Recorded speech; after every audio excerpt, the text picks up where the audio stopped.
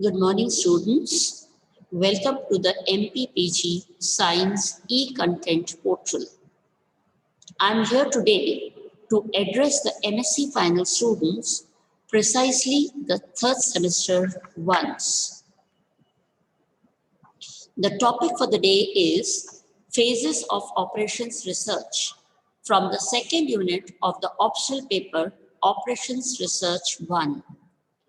From this module, it is expected that students have knowledge of the following terms: optimization, resources, decision variables, controllable and uncontrollable variables, and mathematical modeling. Also, I presume that after attending this lecture, the students shall be able to comprehend the various phases of OR.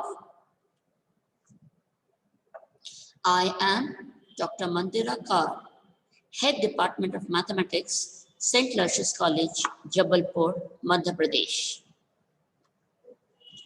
To begin with, let us recapitulate some concepts. The first among them is optimization.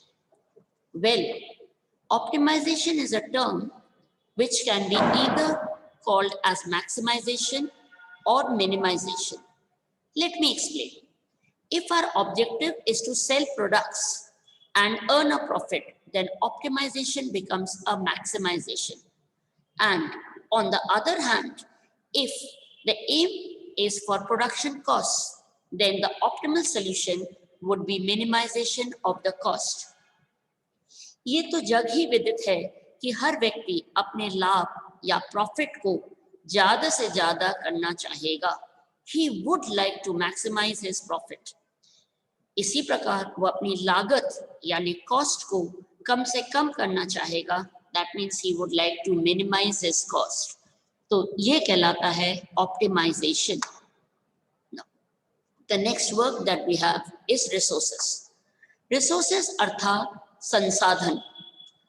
Resources are stocks of raw material, manpower, money, etc., which can be used to function effectively.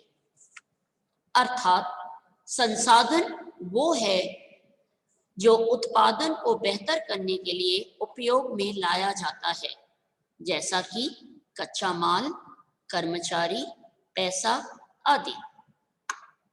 अगला वाला decision variables या निर्णय चर.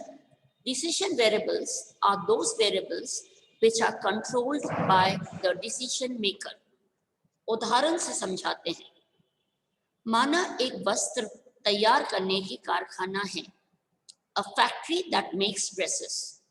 उस कारखाने में विभिन्न प्रकार के वस्त्र बनते हैं और उस कारखाने का प्रमुख जो डिसीजन मेकर होगा या जो निर्णय करता होगा, वो ही तय करता है कि किस प्रकार का वस्त्र बनेगा और किस प्रकार के कितने कितने वस्त्र तैयार करने होंगे और इसमें लागत भी न्यूनतम हो और लाभ भी ज्यादा से ज्यादा हो.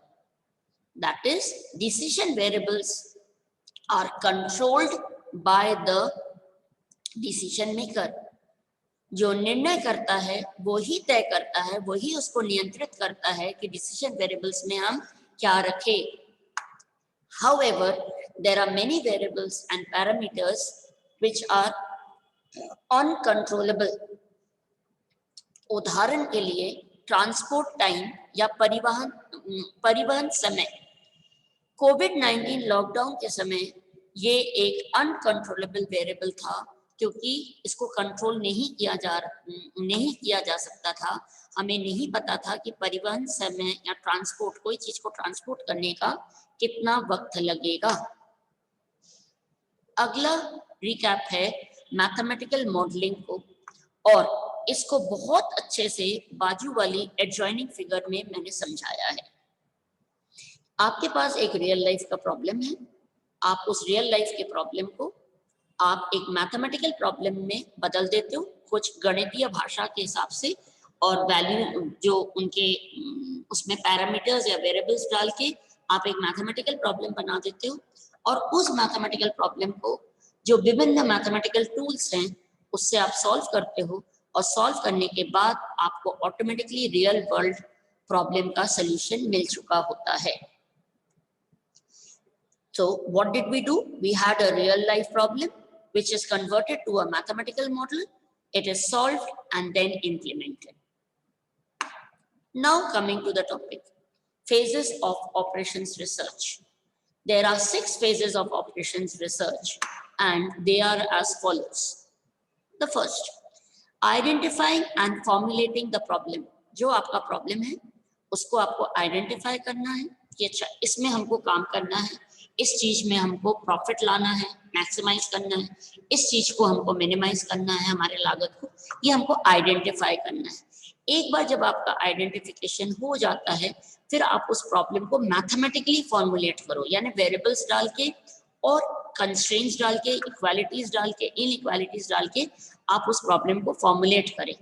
और जब वो फॉर्मुलेट हो गया तो वो एक मैथमेटिकल मॉडल बन गया, उसका एक कंस्ट्रक्शन हो गया मॉडल में, और हर मॉडल का अपना अपना तरीका होता है सॉल्व करने का। तो जब वो मॉडल के रूप में ले लेगा तो वो सिस्टम को, यानी वो रियल लाइफ को समझाएगा, वो रियल लाइफ का जो प्रॉब्लम है उसको वो दर्शाएगा। और जब उस मॉडल को अपन मैथमेटिकली सॉल्व करेंगे, डिराइव करेंगे सोल्यूशन को, यहाँ तक तो बात ठीक है। उसके बाद क्या करते हैं, हम उस मॉडल को टेस्ट करते हैं कि हमारा जो सोल्यूशन निकला है वो सही निकला है कि नहीं, क्योंकि अपन ने मैथमेटिकली निकाला है तो अपन व्यावहारिक धरातल में भी इसको टेस्ट करते हैं। और जब वो टेस्ट हो जाता है तो कहीं कहीं पे कंट्रोल्स लगाते हैं, आगे हम आपको बताएंगे। कंट्रोल से वो सोल्यूशन को और बेहतर करते हैं और लास्ट में हम उसको इम्प्लीमेंट कर देते हैं। चलिए आगे देखते हैं एक एक करके। पहला वाला phase 1, that is identifying and formulating the problem. It is essential that the problem is clearly defined. Efforts should be made to formulate the problem elaborately before starting with the research by the operation research team. तो पहले आपको problem को बहुत अच्छे से समझना है और फिर उसको बहुत अच्छे से फॉर्मुलेट भी करना है, फिर ही आप आगे का काम कर पाते हैं। और ये फॉर्मुलेशन जो है इसमें काफी वक्त लगता है। The problem formulation phase requires considerable time, and in formulating a problem, analysis must be made of the 4 major components. यानी फॉर्मुलेट करते वक्त हमको 4 मेन कंपोनेंट्स में ध्यान देना होगा। पहला वाला एनवायरनमेंट। एनवायरनमेंट का मतलब है कि आप, बहुत लोग क्लाइमेट भी कहते हैं, बट ये लिटरल क्लाइमेट या एनवायरनमेंट का मतलब होता है आपके कार्य क्षेत्र या आप जहाँ पे काम कर रहे हो। यदि आप किसी कारखाने में काम कर रहे हो या आप किसी फैक्ट्री में हो या आप अपने घर से कर रहे हो या आप एक स्कूल चला रहे हो, तो वहाँ का एनवायरनमेंट कैसा है। एनवायरनमेंट का मतलब है वहाँ पे कितने लोग काम करते हैं, किस किस की कितनी काबिलियत है, कितने मैन पावर है, आपको यदि मशीन्स चाहिए है तो कितने मशीन्स हैं, ये सब आपका एनवायरनमेंट है, क्योंकि आप उसी के बेसिस पे ही आप फॉर्मुलेट कर पाओगे। फिर डिसीजन मेकर, डिसीजन लेगा कौन, वो बहुत जरूरी है, क्योंकि वही लास्ट में तय करेगा कि हमारे वेरिएबल्स कौन से होंगे, डिसीजन वेरिएबल्स। फिर तीसरा, आप ऑब्जेक्टिव, आप करना क्या चाह रहे हो, क्या आप प्रॉफिट पे बात करना चाह रहे हो और उसको मैक्सिमम करना चाहते हो, कि आप लागत पे बात करना चाहते हो, कि आप किसी चीज में आप समय कर रहे हो और आप कोई चीज को ट्रांसपोर्ट कर रहे हो, आपकी प्रॉब्लम है कि कम से कम समय पे पहुंच जाए, है ना। ये कि किसको पहुंचानी है कि हमको कम से कम समय पे पहुंच जाएगा, कम से कम हमारा ट्रांसपोर्टेशन कॉस्ट लगे, तो आपके ऑब्जेक्टिव क्या है, ये मेन है। और चौथा जो है alternative courses of actions and constraints. इसका मतलब क्या है कि मान लीजिए हमारे पास एक पद्धति है, तो हमारे दिमाग में होना चाहिए कि और भी पद्धतियां हमारे दिमाग में होनी चाहिए। रीजन ये है कि जब हम बेहतर करेंगे सोल्यूशन को, तब हमको यदि लगेगा कि दूसरा कोर्स ऑफ एक्शन बेटर है तो हम उससे काम करेंगे। इन अ नटशेल हम ये कह सकते हैं कि हमें पहले रियल लाइफ प्रॉब्लम को पहचानना होगा और फिर उसे गणितीय भाषा में बनाना होगा, जिसको कि मैं फॉर्म्युलेशन कहती हूँ। ठीक है, अब अपन आते हैं फेज 2 पे। After formulating the problem, the next step is to construct a model. ठीक है, तो आपने प्रॉब्लम को फॉर्मुलेट किया, वो तो लिखित में हुआ, पेन पेपर में हुआ। अब आपने मॉडल सोचा कि इसको एनालिसिस करने के लिए हम कौन सा मॉडल यूज करेंगे? For the system under study, after formulating the problem, the next step is to construct a model for the system under study. In operations research study, it is usually a mathematical model consisting of a set of equations which describe the system or the problem. ये set of equations में एक objective function होगा जो कि cost का हो सकता है, profit का हो सकता है, और कुछ constraints होंगे. Constraints का मतलब है limited resources, यानी संसाधन जो सीमित है. आपके पास इनडेफिनिट नहीं है, आपके पास जो कर्मचारी हैं वो कितने हैं, वो सीमित होंगे. आपके पास कच्चा माल कितना है, आपकी शुरू में पैसा लगाने की क्षमता कितनी होगी, कितने आपके पास मशीन होगा, कितने आपके पास जगह होगा, स्पेस होगा कि आपकी प्रोडक्ट बनने के बाद आप रख सकते हैं.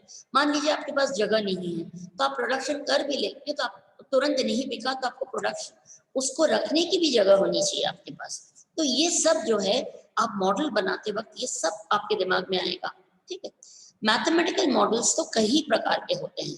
लीनियर मॉडल होता है, डायनेमिक मॉडल होता है, क्यूइंग मॉडल, इन्वेंटरी मॉडल और बहुत सारे मॉडल्स. करीबन बहुत सारे मॉडल्स आप ऑपरेशन रिसर्च के पेपर में थर्ड सेमेस्टर और फोर्थ सेमेस्टर में पढ़ेंगे. ठीक है. पर सबके सब मॉडल्स में एक ऑब्जेक्टिव फंक्शन होगा जैसे मैंने बताया, क्योंकि वो बताएगा कि आपको करना क्या है. आपका निर्णयकर्ता बताता है कि आपको किस विषय में आपको काम आगे बढ़ाना है. आपको मैक्सिमाइज करके प्रॉफिट करना है या आपको मिनिमाइज करके कॉस्ट करना है, ये बताएगा. और कुछ प्रतिबंध भी होंगे, क्योंकि मान लीजिए कि आप एक बहुत बड़ी फैक्ट्री खोलना चाहते हैं. ठीक है.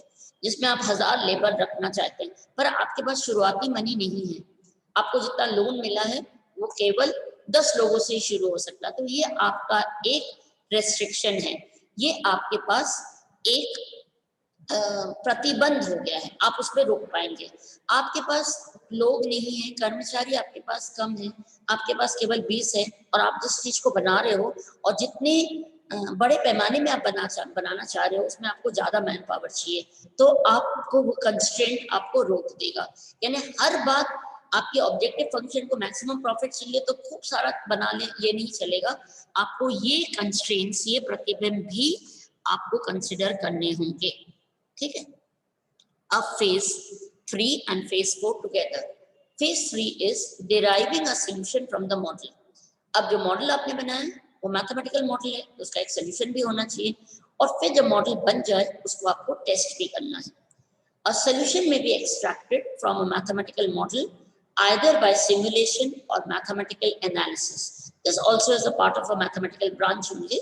तो आप ये दोनों तरीके हैं. और मैथमेटिकल एनालिसिस का मतलब है कि बहुत सारे, it could be maxima minima, it could be matrices, various ways of solving it mathematically to get the model solved. It could be graph, anything. Now, a model is never a perfect representation of reality. The utility or validity of the solution can be checked by comparing the results obtained without applying the solution with the results obtained when it is already used or applied. अब model जो बनते हैं वो mathematical बनते हैं, तो वो real life के एकदम परफेक्ट वैसा नहीं होता है, तो उसमें अंतर रहता है. तो जो आप सोल्यूशन निकालेंगे वो सोल्यूशन की वैधता जो रहेगी वो आपको चेक करनी होगी. और वो आप चेक कैसे करोगे? आप वो चेक करोगे कि आपने बनाया और आपका आंसर इतना आया, तो आप उसको टेस्ट करके चेक करोगे कि हाँ अप्लाई करने के बाद भी उतना आ रहा है. पर ऑब्वियसली हम यदि अप्लाई कर लेंगे तो हम, और टेस्ट करके कुछ मिस्टेक आएगा तो हम कर नहीं सकते. तो हम लोग क्या करते हैं, ये जो टेस्टिंग है ये पायलट स्टडी पे होता है. पायलट स्टडी का मतलब क्या है? एक सैंपल ली जाती है और उस सैंपल में हमारा मैथमेटिकल मॉडल का जो थियोरेटिकल आंसर आया है वैसा का वैसा ही रख के देखते हैं कि सेम आ रहा है कि थोड़ा सा डिफरेंस आ रहा है, इतना आ रहा है जो चल पाएगा या ज्यादा प्रॉब्लम हो रही है. यदि ज्यादा प्रॉब्लम हो रही है तो हम मॉडल में फिर हेर फेर करते हैं और हम बेटर मॉडल बनाते हैं और फिर हम अप्लाई करते हैं. और जब हम बहुत सेटिस्फाइड हो जाए हमारे सोल्यूशन से तभी हम उसको इम्प्लीमेंट करते हैं. हम उसके बाद ये टेस्टिंग के बाद ही, अब अगला बार आप देखोगे हम उसको इम्प्लीमेंट करेंगे, यानी हम मास स्केल पे बड़े पैमाने में उसको लगा पाएंगे. और ये टेस्टिंग हर समय रेट्रोस्पेक्टिवली होता है. The testing is always perform retrospectively. इसका मतलब होता है बाद में, यानी पहले आप मॉडल बना लेते हो फिर आप पायलट स्टडी पे उसको चेक करते हो, ठीक है, बाद में। तो मैंने उसको इस तरीके से लिखा कि इन मैथमेटिकल मॉडल्स को सॉल्व करके उसके समाधान को, जो समाधान आता है उस मॉडल का, उसके समाधान को बाद में वास्तविक धरातल में परखना जरूर होगा, और वो परखने का काम ही आपका फेज 4 होगा। फेज 3 में आपने समाधान निकाला और फेज 4 में आपने उसको धरातल में परखा। अब phase 5 and phase 6 again together. Phase 5 is establishing controls over the solution and phase 6 is implementation, यानी लागू करना, जो मैंने अभी बताया। पर phase 6 आने के पहले phase 5 आएगा। अब समझते हैं कि क्या है। Life is never static, it is subjected to continuous change. Today's optimum solution may not be so tomorrow.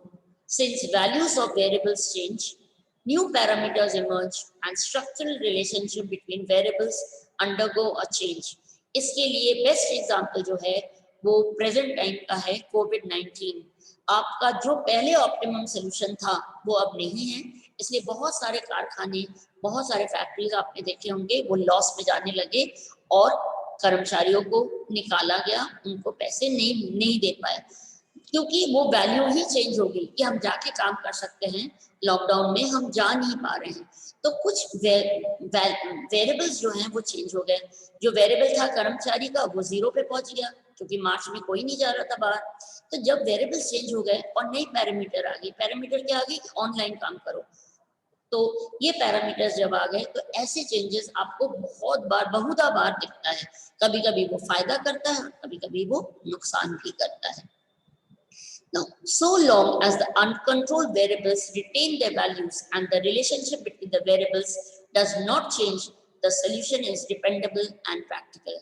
यदि जो हमारे वेरिएबल्स जिसको हम कंट्रोल नहीं कर पाते, क्योंकि वही बदलते हैं, है ना, जैसे कोविड-19 वाज अनकंट्रोलेबल, मैंने पहले भी बताया, और तब यदि हम उसको कंट्रोल नहीं कर पाए और वो इफेक्ट करता है हमारे मॉडल को और उसके सोल्यूशन को, और सोल्यूशन आपके रियल लाइफ में नहीं बैठता है, तब हम उसको प्रैक्टिकल नहीं कहेंगे, है ना, उसको इम्प्लीमेंट नहीं कर पाएंगे। इसीलिए हम कह रहे हैं before implementation control should be established to indicate the limits within which the model and its solution can be considered as reliable. तो कहने का मतलब ये था कि कुछ नियंत्रण भी रखने होंगे और प्राप्त समाधान पे वो नियंत्रण रखे जाएंगे, ताकि बदलते परिवेश में समाधान की वैधता और विश्वसनीयता बनी रहे। अब वो नियंत्रण कैसे होंगे, मैं एग्जांपल दे रही हूँ। सपोजिंग हमारी एक फैक्ट्री है और उस फैक्ट्री में मैं 1 लाख प्रोडक्ट हर दिन बनाती हूँ।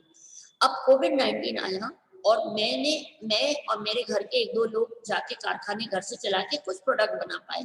मान लो 1 लाख की जगह हम केवल 50 बना पा रहे दिन में, तो उससे तो हमारा पूरा मॉडल चेंज हो जाएगा ना, क्योंकि उसमें प्रॉफिट हर चीज बदल जाएगी। तो हम शुरू में यदि हम मॉडल बनाते वक्त यदि कंट्रोल्स रख लेते हैं कि मिनिमम 50,000 बनेगा एक दिन में और मैक्सिमम 1.5 लाख बनेगा एक दिन में, तो ही ये मॉडल काम करेगा। तो वो कंट्रोल्स हमको शुरू में लगा देने पड़ेंगे।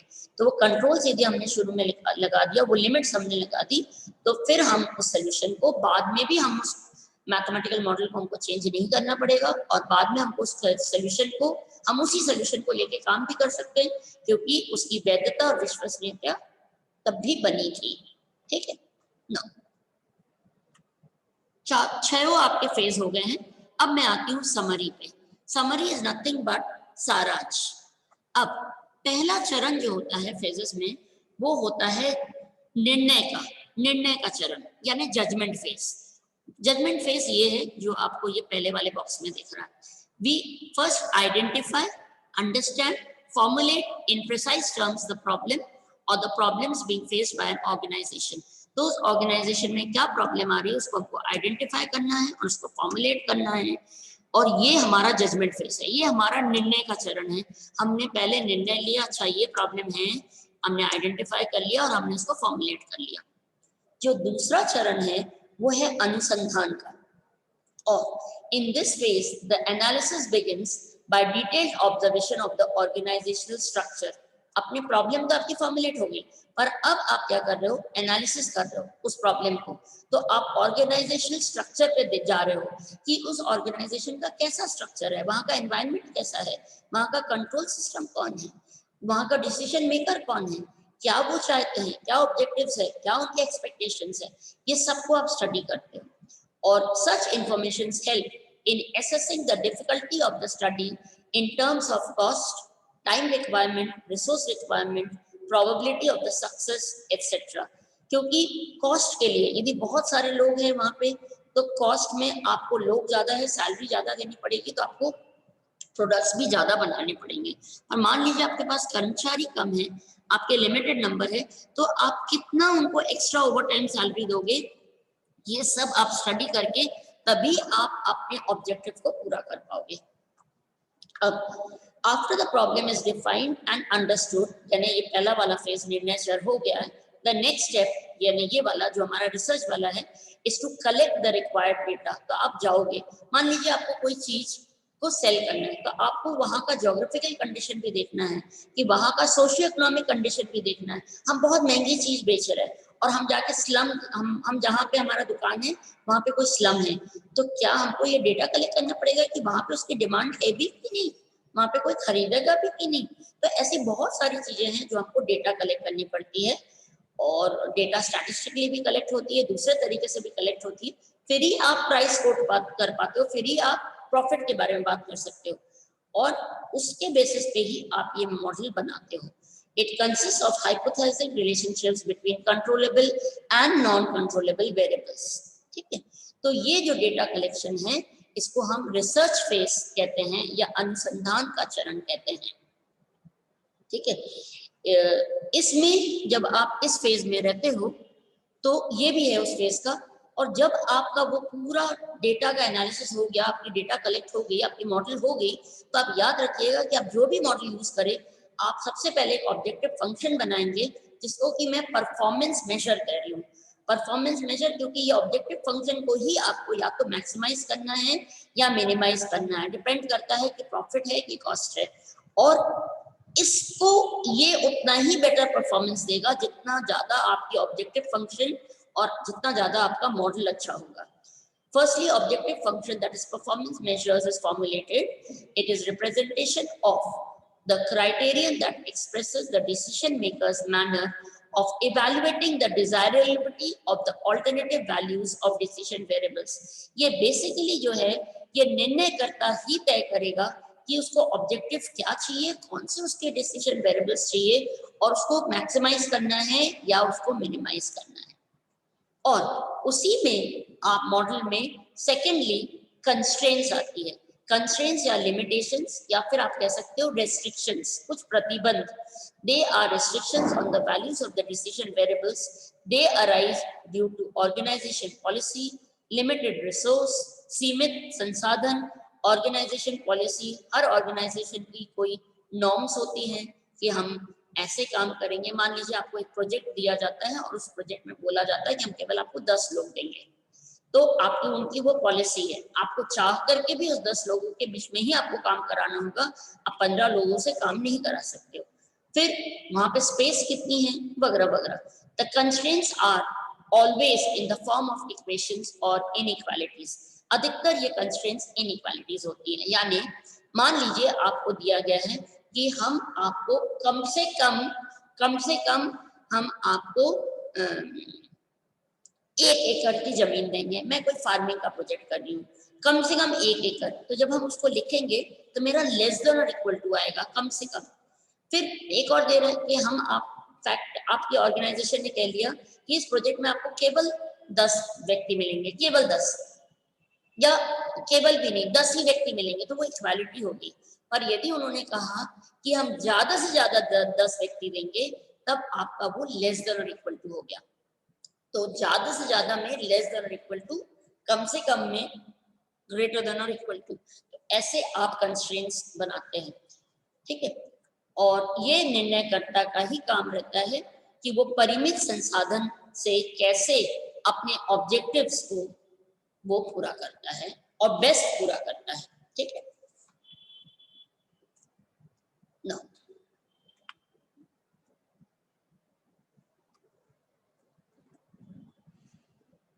जो तीसरा चरण है, अभी तक ये जो 2 स्लाइड्स आपने देखी वो रिसर्च फेज है।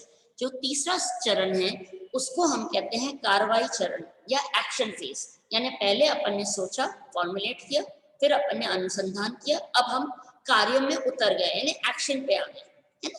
तो एक्शन पे जो आ गए, कार्य जो कार्यवाही की जो चरण है, जो एक्शन फेज है, उसमें क्या कहता है? Solving a mathematical model is to obtain numerical values of decision variables. Solving the model requires various mathematical tools and numerical procedure. ये जो solving part है, ये आपका action phase में आता है। और after solving the mathematical model, it is important to review the solution. आपकी solution को आपको बार-बार review या समीक्षा करनी होगी और carefully to see that the values make sense and that the resulting decisions can be implemented. तो तीसरा चरण जो है वो ये कहता है कि ओआर टीम अपने प्राप्त समाधान को, यानी पहले वो सॉल्व करेगा तो उसको समाधान मिल गया, solving the mathematical model, so it's got a solution. अपने प्राप्त समाधान को समय समय पर समीक्षा करेगा। समीक्षा करना बहुत जरूरी है और तभी वो उसको इम्प्लीमेंट कर पाएगा। और यही चीज आगे भी बताई जा रही है। Objective of operation research is not merely to produce reports but to improve the system performance. Operation research कभी भी नहीं कहता है कि ये मेरा फाइनल आंसर है। The answer is always, इसलिए आपने शायद एक लाइन भी पढ़ी होगी आपके इंट्रोडक्शन वाले लेक्चर में, उसमें OR is to get bad answers where words are possible, है ना। यानी आप जो आंसर ला रहे हो वो पहले से बेहतर होगा, वर्ड से बैड पे पहुंचेगा और बेहतर होगा। तो objective of operation research is never to produce a report and final answer but to improve upon the system performance. आप धीरे धीरे उसमें इम्प्रूव करते जाए ताकि आपका सिस्टम और बेटर हो जाए और बेटर हो जाए। Hence, solution obtained should be translated into operating procedures and resources must be clearly indicated and should be implemented. इसीलिए ये लास्ट में दोबारा हम आपको बता रहे हैं, after the solution has been applied to the system, operation research team एक बार कंट्रोल के समय पे भी, वो अनुसंधान के समय पे भी चेक करता है। अब ये फिर एक बार चेक करता है कि वो तब चेक करता है, इम्प्लीमेंट नहीं करता, पर वो जब चेक कर लेता है कि सब सही है, फिर वो पायलट स्टडी करता है, टेस्ट करता है। अब वो पायलट स्टडी करने के बाद ये सोल्यूशन को, after the solution has been applied to the system, एक बार आपने पायलट स्टडी कर लिया, उसके बाद भी वो रिस्पॉन्सेज या प्रतिक्रिया देखता है कि क्या ये व्यावहारिक पटल पे ये हमारा सिस्टम जो था, सिस्टम का मतलब वो प्रॉब्लम बैठा है कि नहीं, जो हमने मैथमेटिकली किया वो हमें व्यावहारिक रूप से वही मिल रहा है कि नहीं। उसके बाद, और यदि नहीं मिल रहा है तो वो थोड़े से या तो मॉडल को चेंज करेगा या कंट्रोल्स को चेंज करेगा और उसको और बेहतर बनाएगा।